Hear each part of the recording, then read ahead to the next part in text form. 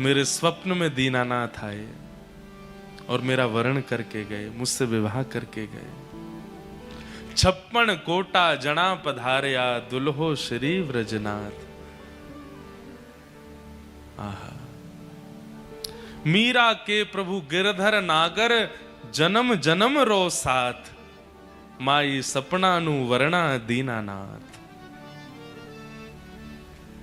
मेरा वरण करके गए हैं दीनानाथ। मां, अब शरीर को चाहे जहां भेज दो, मुझे चिंता नहीं। मेवाड़ भेज दो, जयपुर भेज दो, आपको और कोई अच्छा राजकुमार मिले उसके पास भेज दो मुझे। शरीर की मुझे चिंता नहीं। क्यों? मेरी आत्मा को गिरधर अपना बना के चले गए। वो स्वप्नानुभूति मीराबाई की, जो पहले केवल स्वप्न तक रहती थी, आज वो प्रत्यक्षानुभूति हो गई। इसलिए स्वप्न सामान्य नहीं होते, स्वप्न मिथ्या नहीं होते। स्वप्न प्रमाण है आपकी हृदय की स्थिति का। स्वप्न में दूषित दर्शन होता है, स्वप्न में गलत चीजें दिखती हैं, तो आपका मन कितना खराब है देख लीजिए अपने आप। पर स्वप्न में ठाकुर जी की होली दिखाई दे रही है, ठाकुर जी की दीपावली दिखाई दे रही है, वृंदावन के निकुंज वन दिखाई दे रहे हैं, यमुना जी की सुंदर तरंगें दिखाई दे रही हैं, संत जनों के दर्शन हो रहे हैं। और पूर्ण दर्शन नहीं हो रहे, चरणारविंद दिख रहे हैं, हस्त कमल दिख रहे हैं, मोर पुच्छ दिख रहा है, चंद्रमा दिख रहा है। ये शुभ संकेत यदि दिख रहे हैं तो बस प्रतीक्षा कीजिए, ठाकुर जी आने ही वाले हैं। आपके हृदय को ठाकुर जी स्वीकार कर चुके। मीराबाई कहते हैं, गिरधर जन्म जन्म रासाथी, गिरधर जन्म जन्म रासाथी, गिरधर जन्म जन्म रासाथी, गिरधर जन्म हो याए नाई बिसरू में दिन राती, याए नाई बिसरू में दिन राती। देखो, अब ये संकेत नहीं है तो क्या है? मैंने अभी तक देखा नहीं था कि यहाँ कौन से ग्रंथ रखे हैं। पंडित जी रख के गए, सबसे ऊपर ही मीरा चरित्र रखा है। मीराबाई नृत्य कर रही है। हो याए नाई बिसरू में दिन राती, हो याए नाई बिसरू में दिन राती, गिरधर जन्म मरण रासाथी, गिरधर जन्म मरण रासाथी, ओ गिरधर जन्म मरण रासाथी, गिरधर जन्म मरण रासाथी। ओ इनके बिन मोहे कल ना परत है, जानत मेरी छाती, इनके बिन मोहे कल ना परत है, जानत मेरी छाती। नामदेव जी महाराज कहते हैं, कीर्तन हो, भजन हो, और उसमें सबसे बड़ा अपराध क्या है कि एक कीर्तन गा रहा है और बाकी बैठ के हाथ बांध के बैठे हैं। ये सबसे बड़ा अपराध है। कीर्तन में कभी ऐसे नहीं बैठना चाहिए, नहीं तो कीर्तन का अपमान होता है। करताल बजा करके हमारे पीछे पीछे दोहराइए, कितने सुंदर शब्द हैं बाईसा के। इनके बिन मोहे कल ना परत है, जानत मेरी छाती, के बिन मोहे कल ना परत है, जानत मेरी छाती। ऊंचे चढ़ चढ़ पंथ निहारूं, ऊंचे चढ़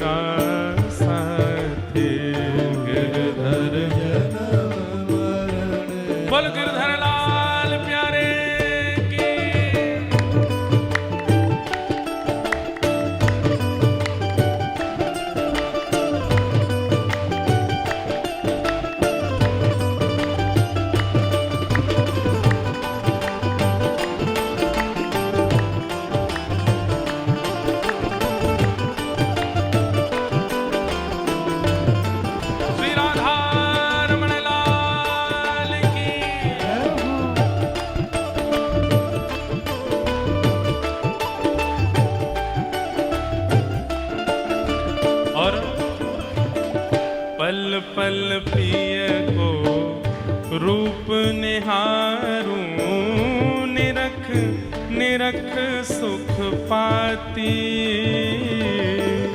पल पल पिय को रूप निहारूं निरख निरख सुख पाती ओ पल पल पिय को रूप निहारूं निरख निरख सुख पाती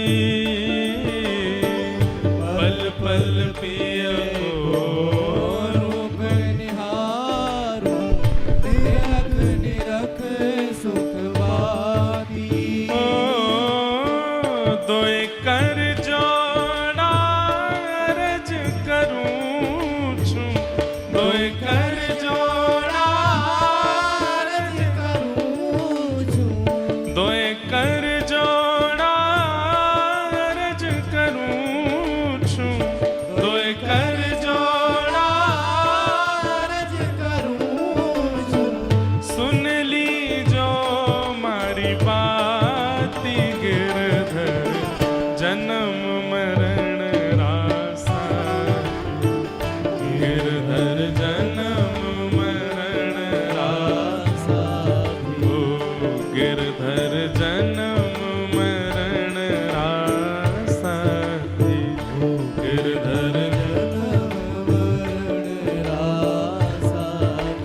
ओ आए नाई बिसरू में दिन राती ओ आए नाय बिसरू में दिन राती ओ आए नाई बिसरू में दिन राती नाय बिसरू में दिन राती गिरधर जन्म मरण रासा थे गिरधर जन्म मरण ओ गिरधर जन्म मरण रासा थे गिरधर बजाओ उठा के करताल बजाओ श्री वृंदावन बिहारी लाल की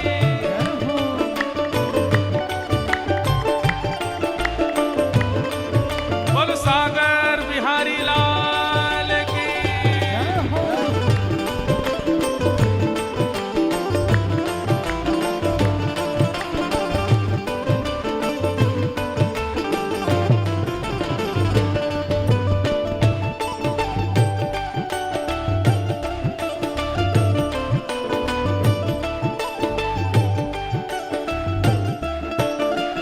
और यह संसार सकल जग झूठा झूठा कुल नाता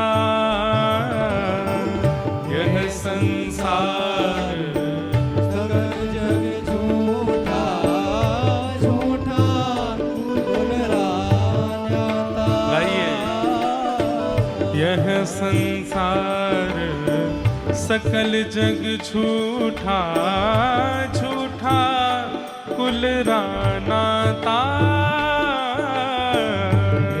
संसार सकल जग झूठा झूठा गुलरान्याता ओ मीरा के प्रभु गिरधर नागर मीरा के प्रभु गिरधर नाग मीरा के प्रभु नटवर नागर मीरा मीरा के प्रभु नटवर नाग हरि चरणा चितराचि गिरधर जन्म मरण रासा थे गिरधर जन्म मरण रासा गिरधर जन्म मरण रासा थे गिरधर गोविंद मेरो है गोपाल मेरो है गोविंद मेरो गोपाल मेरो ओ प्यारो गिरिवर गिरधारी नंदलाल मेरो है प्यारो गिरवरधारी नंदलाल मेरो हे राधा रमण बिहारी नंदलाल मेरो है राधा रमण बिहारी नंदलाल हे गोविंद मेरो है गोपाल मेरो है गोविंद मेरो है गोपाल मेरो है हाँ गोविंद मेरो है गोपाल मेरो है गोविंद मेरो है गोपाल मेरो है ओ प्यारो रसिक बिहारी नंदलाल मेरो है रस के बिहारी नंदलाल मेरो है ओ प्यारो गिरवर धारी गोपाल मेरो है गिरवरधारी गोपाल मेरो है हे राधा वल्लभ बिहारी नंदलाल मेरो है राधा वल्लभ बिहारी नंदलाल मेरो है राधा रमण बिहारी गोपाल मेरो है रमण बिहारी गोपाल मेरो है ओ सेवा कुंज बिहारी नंदलाल मेरो है कुंज बिहारी नंदलाल मेरो है ओ प्यारो कुंज बिहारी नंदलाल मेरो है प्यारो कुंज बिहारी नंदलाल मेरो हे गोविंद मेरो है गोपाल मेरो है गोविंद मेरो है गोपाल मेरो है गोविंद मेरो है गोपाल मेरो है गोविंद मेरो है गोपाल मेरो है देखो हमारी कोई बोलने वाली बात तो नहीं, पर सागर में जब कीर्तन होता है तो माताएं खूब भाव से नृत्य करती हैं। नृत्य करना ना करना आपकी इच्छा, पर इतनी संख्या में भाई लोगों में एक ही भैया नाच रहे हैं बस। देखो, और ये इतने आनंद से नाच रहे हैं कि वास्तव में लग रहा है कि चित्त में ठाकुर जी हैं तभी नृत्य कर रहे हैं। देखो भाई लोग कथा बड़े ध्यान से सुनते हैं, पर कभी कभी ठाकुर जी का संकीर्तन हुआ करे तो खूब भाव से नृत्य भी किया करो। अरे ना जाने कितने तन के विकार ऐसे होते हैं जो ठाकुर जी के संकीर्तन में नृत्य करने मात्र से नष्ट होते हैं। जबरदस्ती अब सुन करके मत करना, मन में इच्छा हो तभी करना, नहीं तो केवल करताल बजाते हुए प्रेम से गाओ। गोविंद मेरो है गोपाल मेरो है गोविंद मेरो है गोपाल मेरो है हे गोविंद मेरो है गोपाल मेरो है गोविंद मेरो है गोपाल मेरो है ओ मेरा कुंज बिहारी नंदलाल मेरो है बिहारी नंदलाल मेरो है ओ राधा रमण बिहारी नंदलाल मेरो है बिहारी नंदलाल मेरो है ओ प्यारो गिरिवर धारी गोपाल मेरो है प्यारो गिरिवर धारी गोपाल मेरो हे है प्यारो नटवर वारी गोपाल मेरो है नटवर वारी गोपाल मेरो ओ प्यारो नंद जी को लाला गोपाल मेरो है प्यारो जी को लाला गोपाल मेरो है ओ मीरा को गिरधारी गोपाल मेरो है मीरा को गिरधारी गोपाल मेरो है मेरो है गोपाल मेरो है गोविंद मेरो है गोपाल मेरो है गोविंद मेरो है गोपाल मेरो है हे गोविंद मेरो है गोपाल मेरो है गोविंद मेरो है झूठा कुल रानाता यह संसार सकल जग झूठा झूठा कुल रानाता मीरा के प्रभु गिरधर नाथ राके प्रभु गिरधर नाग हरि चरणाचित राचि गिरधर जन्म मरण रासाथी गिरधर जन्म मरण रासाथी। तो स्वप्नानुभूति प्रत्यक्षानुभूति का एक संकेत है, इसलिए स्वप्नानुभूति को सामान्य मत समझिए। आपकी हृदय की स्थिति स्वप्न में अनुभव कराती है आपको कि आपका हृदय कैसा है। कल हम लोगों ने भागवत जी के मंगलाचरण का श्रवण किया। तत्पश्चात वेदव्यास जी महाराज ने श्रीमद् भागवत की रचना की और रचना करके श्रीमद् भागवत को गेहे गेहे जने जने स्थापन करने के लिए अपने पुत्र श्री सुखदेव जी को प्रदान की। शुकाचार्य जी ने यही भागवत की कथा परीक्षित जी को सुनाई, जिन परीक्षित जी को 7 दिन में मरने का श्राप लगा है। पूछा गया कि ऐसा क्या किया परीक्षित ने जिसके कारण उन्हें 7 दिन में मरने का श्राप लगा। कुछ प्रसंग महाभारत का यहां सुनाया गया।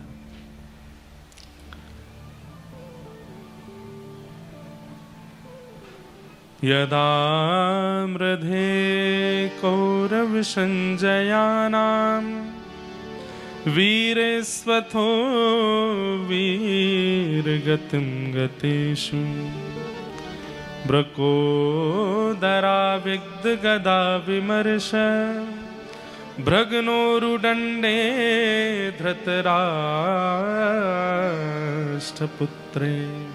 ध्यान से सुनिएगा। महाभारत का युद्ध अपने अंतिम पड़ाव पर चल रहा था और उसी समय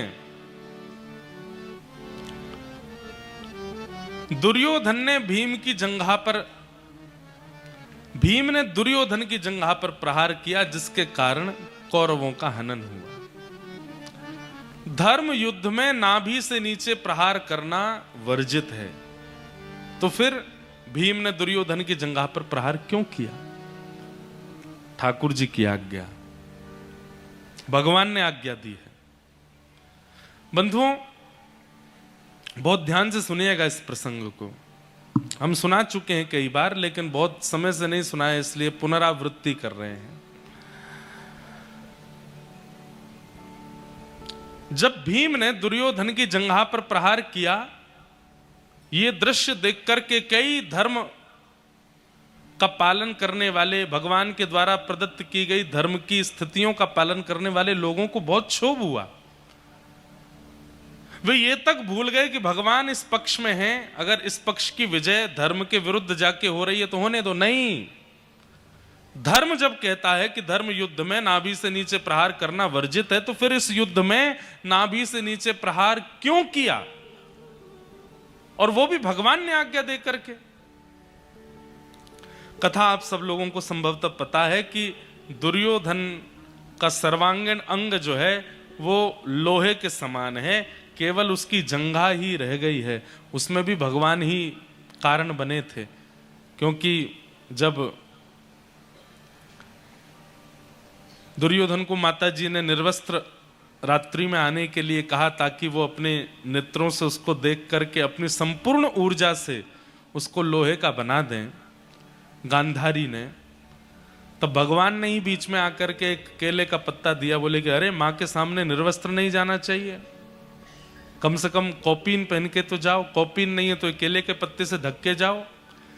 तब दुर्योधन ने भगवान की बात मान के केले का पत्ता लगा लिया, तो सर्वांगीण अंग तो लोहे का हुआ, लेकिन केवल कटी भाग जो है वो रह गया। तब भगवान ने आज्ञा की, भीम ये कैसे भी नहीं मरेगा, नहीं तो भीम की प्रचंड गदा यदि किसी के मस्तिष्क का स्पर्श कर ले और उसका सिर भेदन ना हो, घुमा घुमा कर। बोले दुर्योधन ने भीम ने दुर्योधन की जंघा पर प्रहार किया, और आप आश्चर्य करेंगे, आपके भैया कृष्ण की आज्ञा से किया। ये बात सुनते ही बलराम जी को क्रोध आया।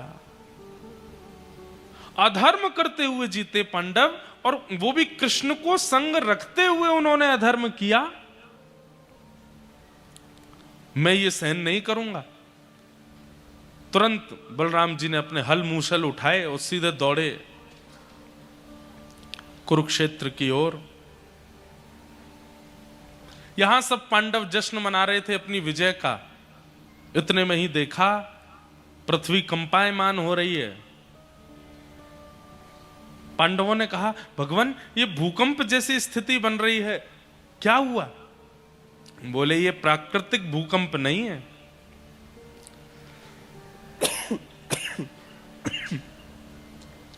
ऐसा भूकंप दो ही स्थिति में आता है, या तो मैं नाराज हो जाऊं या फिर शेषनाग, जिनकी सिर के ऊपर तिल के समान पृथ्वी है, वो नाराज हो जाएं। मैं तो प्रसन्न हूं, तो निश्चित है कि शेषनाग ही नाराज हुए, और शेषनाग ही बलराम जी हैं। बलराम जी के कोप के कारण पृथ्वी पर भूचाल आ रहा है। तभी देखा तो श्री बलराम जी महाराज हल मूसल लेकर के और दौड़ रहे हैं, और बस चिल्ला रहे हैं, भीम मेरे सामने आ, तू मेरे साथ युद्ध कर, तूने धर्म विरुद्ध कार्य किया। हाँ, दुर्योधन की नाभि से नीचे तूने प्रहार करके उसको निर्बल बना करके और स्वयं जीत गया महाभारत के युद्ध को। ये धर्म विरुद्ध मैं नहीं सहन करूंगा। आज मेरे हल मूसल तेरे मस्तिष्क का भेदन करेंगे। गर्जना करने लगे बलराम जी। तभी भगवान बोले, भीम तुम खड़े रहो, आने दो बलराम जी को, हम देख लेंगे क्या करना है, कैसे करना है।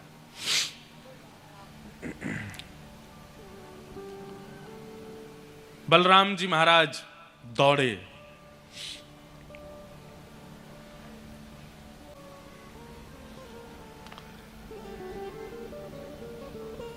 भीम खड़े हैं, थर थर कांप रहे हैं। बलराम जी दौड़ करके आ रहे हैं अपने हल मूसल दिखाते हुए।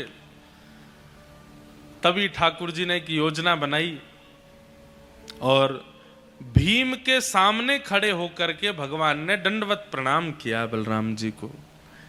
जैसे ही देखा कि लाला दंडवत कर रहा है, कन्हैया दंडवत कर रहे हैं, बलराम जी तो अपना सारा कोप भूल गए। हल मूसल दूल फेंक करके और ठाकुर जी को उठा करके अपने हृदय से लगाया। एक सीख यहां पर यह मिलती है, बड़े लोगों का क्रोध शांत करने का एक ही तरीका है, उनके चरणार विंद, उनके श्री चरणों को पकड़ लो। हम आपसे निवेदन करते हुए कहते हैं, कितने भी क्रोध में क्यों ना हूं, यदि आप उनके चरण स्पर्श कर लेंगे, चरणों का आलिंगन कर लेंगे, चरणों में लेट जाएंगे, अगर उनका स्वाभाविक क्रोध होगा तो वो शांत हो जाएंगे। और कहीं ईर्ष्या में भर करके, मद में भर करके कोई व्यक्ति क्रोध कर रहा हो और आप उसके चरण पकड़ रहे हैं, फिर भी वो अपना क्रोध शांत ना करे, तो समझ जाना कि इस व्यक्ति का क्रोध इसका नाश करेगा। नहीं तो अमूमन 90 बड़े बुजुर्गों को आप चरण पकड़ लो, तुरंत शांत हो जाएंगे। बलराम जी तो सब गुस्सा भूल गए, ठाकुर जी को उठाया, हृदय से लगाया। अरे लाला तू काई को चरणन में प्रणाम करे, अरे मोह तो तेरी बड़ी याद आ रही। लाला तू स्वस्थ तो है ना, इतना बड़ो महाभारत युद्ध भयो तो को खरोंच तो नहीं आई? ठाकुर जी बोले, नहीं भैया मैं ठीक हूं। थोड़ी देर में मानो सारा गुस्सा भूल गए, लेकिन थोड़ी देर बाद जब भीम की ओर पुनः दृष्टि गई, लाला तूने यहां बैठ तो बाद में बात करूंगा, पहले या भीम को सबक सिखाऊं, मेरे हल मूसल कहां है? भगवान बोले, भैया क्यों नाराज हो रहे हैं आप, क्यों क्रोध कर रहे हैं, क्यों मारना चाहते हैं आप भीम को? धर्म विरुद्ध आचरण किया है भीम ने। धर्म युद्ध में नाभि से नीचे प्रहार करना मना है, और इसने नाभि से नीचे प्रहार करके युद्ध को अपने पक्ष में लिया है। यह धर्म विरुद्ध कार्य मेरे जीते जी तो नहीं होगा। लाला तू तो बड़ो दयालु है, तू तो बड़ो कृपालु है, सबन पर दया करे, तेरी बात अलग है, पर मैं ये सब सहन नहीं करूंगा, मैं याकू सबक सिखा के रहूंगा।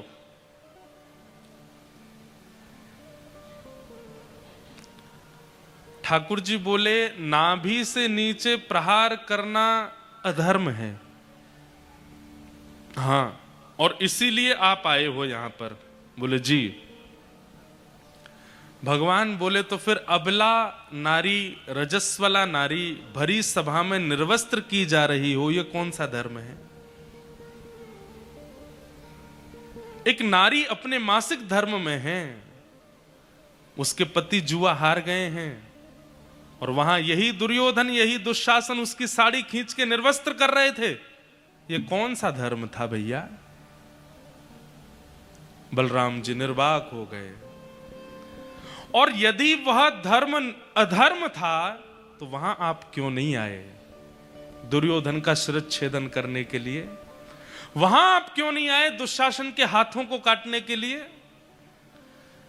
एक भरी सभा में नारी का अपमान किया जा रहा था, तब आप नहीं आए। और आज जब महाभारत युद्ध में दो पक्ष युद्ध कर रहे हैं, दो राजा युद्ध कर रहे हैं, और राजा युद्ध जीतने के लिए कुछ भी करता है, केवल नाभि से नीचे जंघा पर प्रहार कर दिया। और यह बात आप भी जानते हैं कि पूरे शरीर में कहीं भी प्रहार करने से दुर्योधन मरने वाला नहीं है, उसकी जंघा पर ही प्रहार होगा, तभी वो गिरेगा। इतना सब जानते हुए भी आप हल मूसल उठा करके यहां भीम को मारने के लिए चले आए। मुझे आश्चर्य हो रहा है आप पर। यदि उस समय आपका यह क्रोध उत्पन्न हुआ होता तो आज महाभारत युद्ध की नौबत नहीं आती भैया। ध्यान से सुनिए, अधर्म करने वालों को सबक सिखाने के लिए कई धर्मावलंबी उतर आते हैं और धर्म का नाम लेकर के उनको सिखाने का प्रयास करते हैं।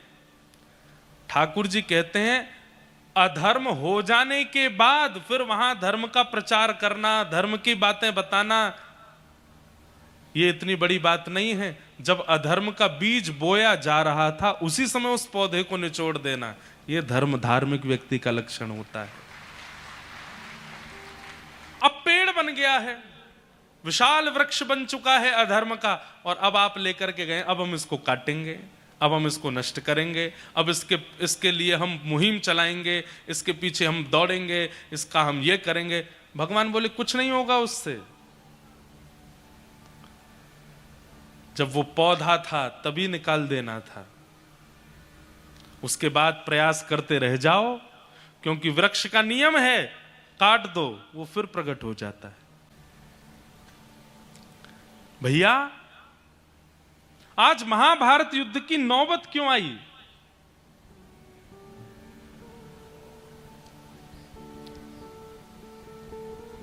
क्योंकि उस समय दुर्योधन दुशासन बच गए, जिस समय इन लोगों ने अधर्म किया। यदि उसी समय दुर्योधन दुशासन मारे जा चुके होते, बंधुओं एक बात सुनेंगे आप, पूरा महाभारत युद्ध, सब लोग इधर देखिए, ध्यान से हमारी ओर दृष्टिपात कीजिए। पूरा महाभारत युद्ध, चाहे उसमें शांति दूत बन के जाना हो, चाहे उसमें पांडवों को विजय दिलाना हो, चाहे अर्जुन के रथ का सारथी बनना हो, जो कुछ भी भगवान ने किया सबके पीछे एक ही बात थी, द्रौपदी का चीरहरण। ठाकुर जी उसको सह नहीं पाए। आगे प्रसंग आएगा, भीष्म पितामह भगवान से कहते हैं, भीष्म पितामह कहते हैं मुझसे बड़े पापी दुर्योधन, मुझसे बड़े पापी दुशासन, मुझसे बड़े पापी कृपाचार्य आदि सब लोग, पर उनको आपने एक बाण मारा, उनको आपने एक गदा मारी, और मेरे जैसा धार्मिक व्यक्ति जिसने अपने 100 जन्मों में कोई पाप नहीं किया, बाल ब्रह्मचारी, ब्रह्मचर्य का पालन करके जीवन निर्वहन करने वाला, मैं सत्यवादी, मैं सद्मार्ग पर चलने वाला भीष्म पितामह, मुझे आपने असंख्य बाण मार दिए।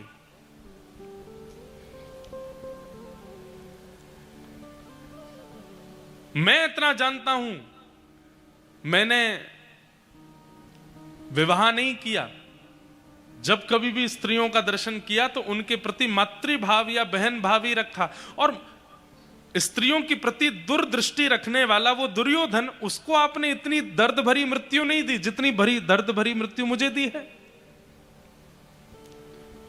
कारण क्या है नाथ? 100 जन्मों में मैंने पाप नहीं किया, फिर भी इतना कष्टदायी मृत्यु मुझे क्यों हो रही है? भगवान उत्तर देते हुए कहते हैं, पाप करने वाला पापी होता है, पर पाप होते हुए देखने वाला महापापी होता है। कोई पाप कर रहा है और आप उस पाप को रोकने की सामर्थ्य होते हुए भी खड़े खड़े केवल देख रहे हो, ठाकुर जी कहते हैं उससे दुगना बड़ा पाप आपका है, क्योंकि आप सामर्थ्य होते हुए भी मुंह पर चुप्पी लगाए बैठे हो। आप यदि खड़े होकर के एक उंगली उठा देते और एक बार कहते दुर्योधन खबरदार, जो तूने द्रौपदी का स्पर्श भी किया तो द्रौपदी का चीरहरण नहीं होता। मैं उस समय चीरहरण के समय दुर्योधन को नहीं देख रहा था, दुशासन को नहीं देख रहा था, मैं उस समय उस सभा में बैठे हुए भीष्म पितामह को देख रहा था। लेकिन जब पता चला कि दुर्योधन भीष्म पितामह के होते हुए भी द्रौपदी निर्वस्त्र हो रही है, उसी दिन मैंने ठान लिया था कि दुर्योधन दुशासन इन सब की मृत्यु तो एक तरफ है, भीष्म पितामह की मृत्यु सबसे कष्टदायी होगी। क्यों? ये योग्य होते हुए भी देख रहे थे। धर्म की परिभाषा है क्या हम जानते ही नहीं हैं, बस क्योंकि ट्रेंड में चल रहा है इसलिए सब आगे आ जाते हैं।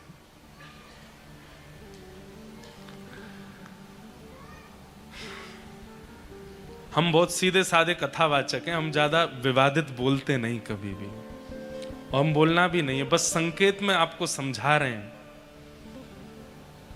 धार्मिक बन जाना बहुत बड़ी बात नहीं होती, धर्म के लिए कदम उठाना भी बहुत बड़ी बात नहीं होती, अंदरूनी रूप से अधर्म को जन्म ही ना लेने देना यह बड़ी बात होती है, अधर्म को होने ही ना देना।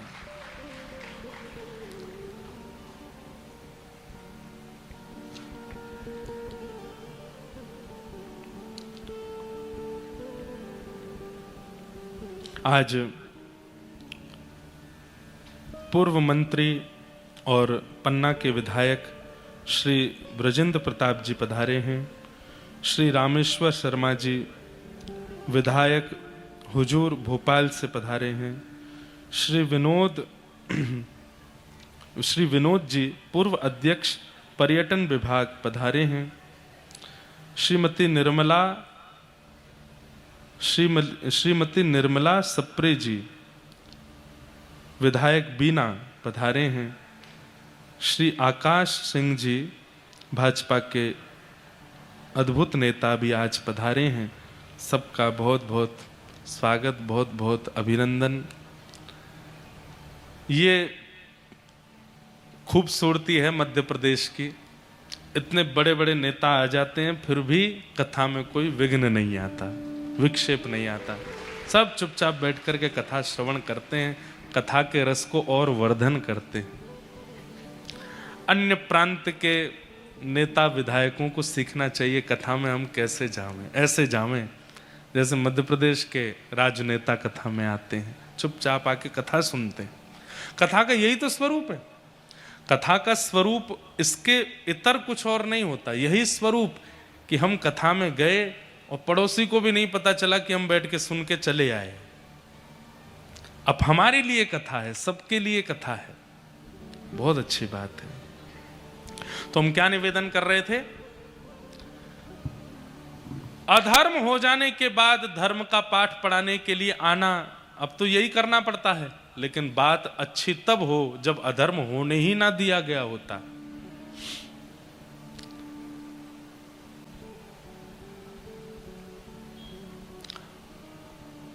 भैया आप भीम को मारने के लिए आए, मैं आपको भीम को आपके हवाले कर देता, लेकिन कब? जब आप उस समय भी आए होते जब द्रौपदी का चीरहरण हुआ था। मैं आपके पक्ष में खड़ा होकर के भीम का शिरच्छेदन करता यदि उस समय भी आपने ये किया होता। बंधुओं, ठाकुर जी की बुद्धि के आगे हम लोग बड़े फेल हो जाएंगे। कभी अगर हम लोगों को मृत्यु के बाद तो भगवान के सामने निर्णय होगा ना, नर्क जाना है, स्वर्ग जाना है, कहाँ जाना है, उस समय ठाकुर जी फिर सारी गिनतियां करवाएंगे। आप लोग कहोगे हमने ये अच्छा किया, हमने ये अच्छा किया, हमने ये अच्छा किया, फिर ठाकुर जी ऐसी एक बात बताएंगे जो आपके मन में ही नहीं थी, तुमने ये भी तो किया था, ये क्यों भूल रहे हो? तुमने ऐसा भी तो किया था। तो ठाकुर जी कहां कौन सी बात अपने मन में रख के बैठे हैं कोई पता नहीं है। इसीलिए सूरदास जी महाराज ठाकुर जी से कहते हैं, हरि जी मोरे अब गुण चित ना धरो, हरि जी मोरे अब गुण चित ना धरो।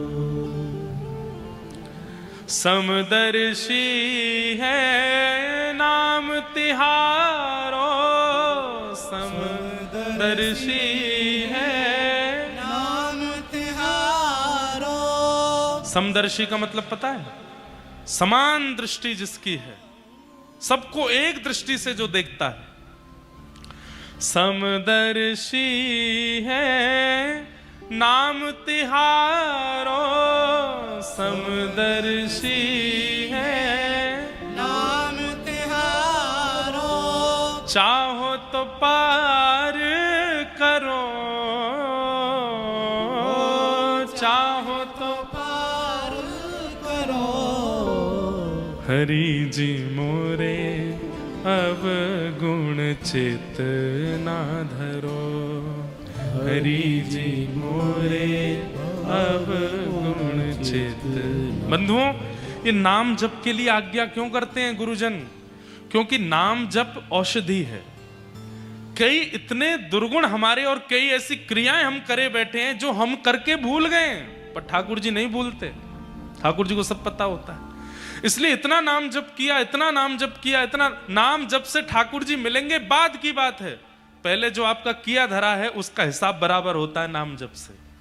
जो आप करे बैठे हो और इस जन्म में नहीं कितने जन्मों में करे बैठे हो, पहले उनका समाधान करता है नाम जप। नाम जाकर के पहले उनको समाप्त करता है, उनको नष्ट करता है। उसके बाद जब वो पूर्व का सारा नष्ट हो जाता है तब जाकर के नाम जप भगवत प्राप्ति के लिए होना प्रारंभ होता है। कई लोग एक साल में ही रोने लगते हैं, ठाकुर जी नहीं मिल रहे, हम तो इतने दिन से रज लगा रहे हैं, इतने दिन से नाम जप कर रहे हैं, कथा सुन रहे हैं, एक साल हो गया अभी ठाकुर जी मिल। अरे एक साल में